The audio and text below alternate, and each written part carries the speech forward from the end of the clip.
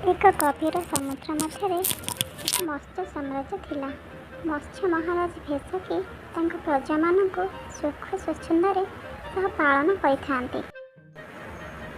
गभीर समुद्र रे बाहर शत्रुर भय नथाए मध्य, तेणु सबु प्रजा निर्भय स्वाधीन भाव में जीवन यापन करती। राजांकर राणी केतकी और अलिअली राजकुमारी सुनंदा थिले। राजकुमारी चंचल स्वभावर थिले। राजा और राणी राजकुमारी को बहुत भल पाउथिले। प्रतिवर्ष राजकुमारी को जन्मदिन बहुत आडंबर में पालन करुथिले। प्रति जन्मदिन रे राजा राजकुमारी को तांको इच्छापन पचारती एवं राजकुमारी कहवा मुताबिक तांको इच्छा पूरण करती। एमिति भाବରେ राजकुमारी को 16तम जन्मदिन रे राजा जो पचारे राजकुमारी इच्छा कौन से विषय राजकुमारी कहले, मु बाहर दुनिया को जाई देखी आसि बोले मोर इच्छा अच्छी। राजा यह सुन आश्चर्य और भयभीत होगले, किंतु जेहेतु कथा देइछंती पूरण तो करने को पड़ो। तेणु राजा राजकुमारी को 2 दिन पर अनुमति देले। राजकुमारी बहुत उत्साहित हेले, कारण बहुत थर से जेजेमा बाहर दुनिया गप शुणी। गपरे बाहर दुनिया बहुत सुंदर थिला। एबे से निजे से सुंदर दुनिया को देखिपारे। तापर दिन सकाळ है, राजकुमारी जीवाई सजबाज हेले। राजा और राणी राजकुमारी को सतर्कता रहिबा कहले। तापर राजकुमारी 2 सखी को नहीं समुद्र बाहर को बाहरी गले।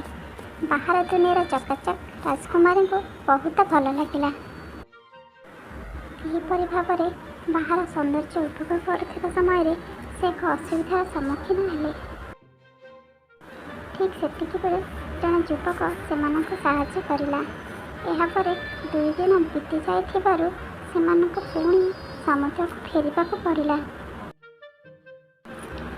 राजकुमारी सुरक्षित फेरी समस्ते खुशी हेले, किंतु राजकुमारी मन में से परिवर्तन देखादेला। यह देखि राजा और राणी समस्ते व्यस्त हेले, किंतु राजकुमारी कौन सूचना पाइपारे नहीं।